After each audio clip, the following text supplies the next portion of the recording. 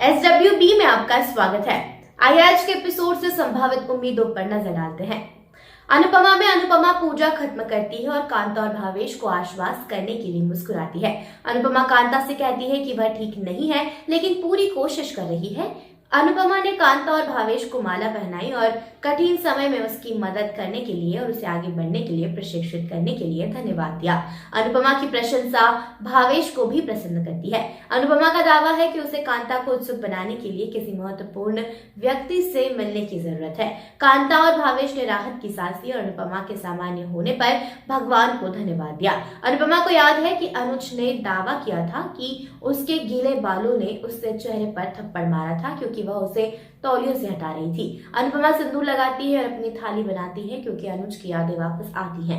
जब अनुपमा का ख्याल आता है तो अनुज अपने घर में हिचकिचाहट करता है और खिड़की से देखता है।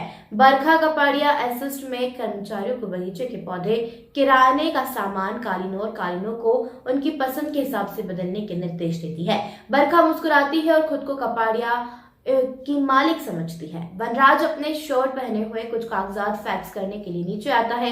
वनराज घोषणा के लिए परिवार को लिविंग रूम में बुलाता है। वनराज की पुकार सुनने के बाद शाह परिवार बाहर आता है और उससे पूछता है कि क्या हुआ। वनराज का दावा है कि उनकी कोशिशों के बावजूद करीब 2 साल तक किसी भी एम्प्लॉयर ने उन्हें नौकरी पर नहीं रखा। फिर भी वनराज ने दृढ़ता से काम लिया और विशाल निगम में एक उत्सुक नौकरी हासिल की है। वनराज ने अपनी वापसी की घोषणा की और एक नए रोजगार के लिए सभी को धन्यवाद दिया। जब अनुज अनुपमा को बुलाने जा रहा था तब माया उससे मिलने आती है और उसे बताती है कि अनु एक स्कूल में जा गई है। गुम है किसी के प्यार में विराट सई का हाथ छुड़ाकर फोन उठाता है। इसी बीच पत्रलेखा उससे चिंतित होकर पूछती है कि वह कहाँ है और फोन क्यों नहीं उठा रहा है। विराट उससे पूछता है कि वह चिंतित क्यों लग रही है और क्या बच्चे ठीक है, जबकि पत्रलेखा उसे बताती है कि इंस्पेक्टर कदम काफी समय से उस तक पहुंचने की कोशिश कर रहे हैं और कुछ महत्वपूर्ण बताना है। विराट सतर्क हो जाता है और उसे कहता है कि वह तुरंत कदम को फोन करेगा।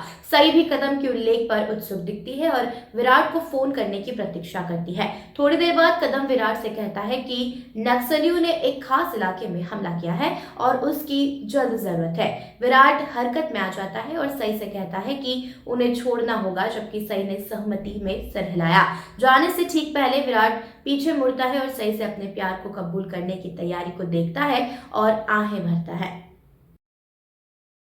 इमली अथर्व और रुद्र को घर जाने के लिए कहती है क्योंकि सब कुछ ठीक हो जाएगा।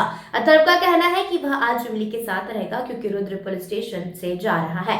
3 अभिमानी महिलाएं इमली के साथ कैद है और उसके साथ गंदा व्यवहार करती है। इमली वापस लड़ती है और महिलाओं में से एक को धक्का दे देती है जिससे वह जोर से जमीन पर गिर जाती है।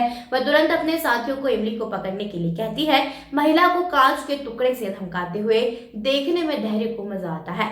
अथर्व जो बाहर है अचानक महसूस करता है कि इमली खतरे में है और उसके पास दौड़ता है। वह घबरा जाता है क्योंकि लड़की इमली को चोट पहुंचाने की कोशिश करती है।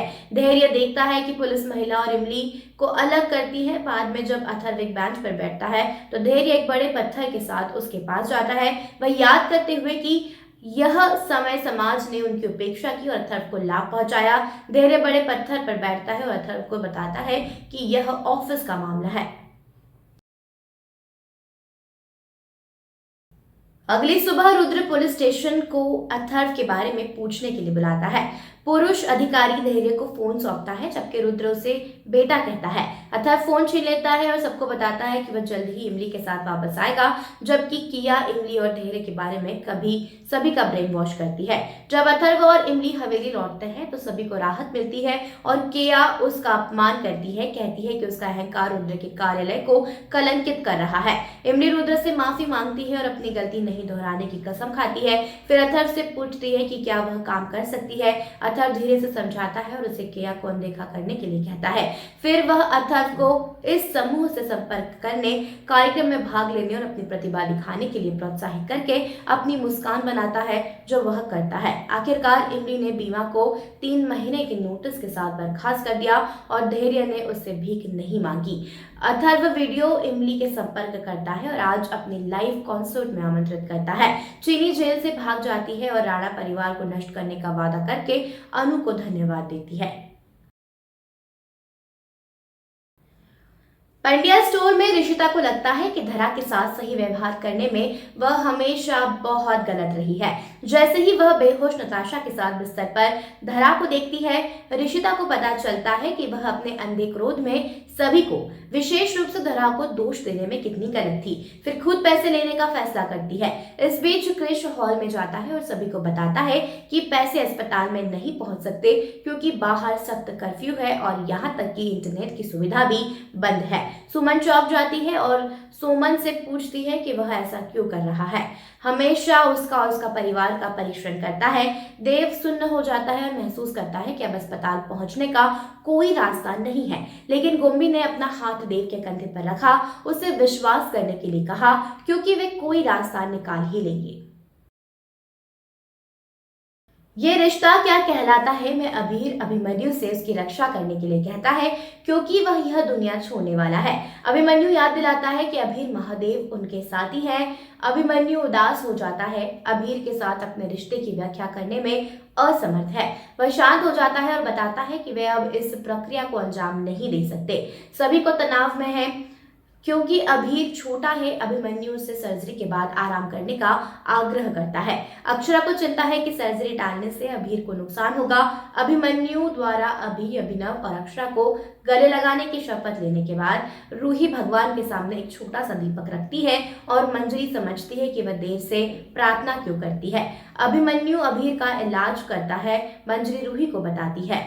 रूही मंजरी से अभीर के लिए प्रार्थना करती है। मुस्कान कायरव को अपने परिवार को माफ करने की सलाह देती है। कायरव हिंसक रूप से अपना हाथ हिलाता है जबकि सुरेखा मुस्कुराती है। मनीष आरोही की तरफ करता है, उसे गलतियों की याद दिलाता है। कुंडली भाग्य में शौर्य अपने दोस्तों से कहता है कि कुत्ते तभी तक भौंकते हैं जब तक कि शेर पिंजरे में बंद ना हो जाए और एक बार जब वह बाहर निकल जाते हैं तो उन्हें दिखाएगा कि यहाँ का मालिक कौन है। दूसरी ओर राखी और करीना दादी की देखभाल कर रही है जो शौर्य के बारे में सुनकर सीढ़ियों पर खुद को चोटिल कर लेती है। इस बीच प्रीता पालकी को लेकर पुलिस स्टेशन पहुंचती है और राजवीर को बुरी तरह घायल देखकर चौंक जाती है। दूसरी ओर करण अपनी कार के टूटने से निराश हो जाता है और निधि को नीचे उतरने के लिए कहता है और वे वहां से कैब किराए पर लेते हैं। वहीं और कहीं और शौर्य दोस्तों की प्रतीक्षा कर रहा है और उससे पूछता है कि उन्हें उसके पिता के लिए कितना इंतजार करना होगा। शौर्य उन्हें धैर्य रखने के लिए कहता है क्योंकि उसकी मां उसे लंबे समय तक जेल में नहीं रहने देगी।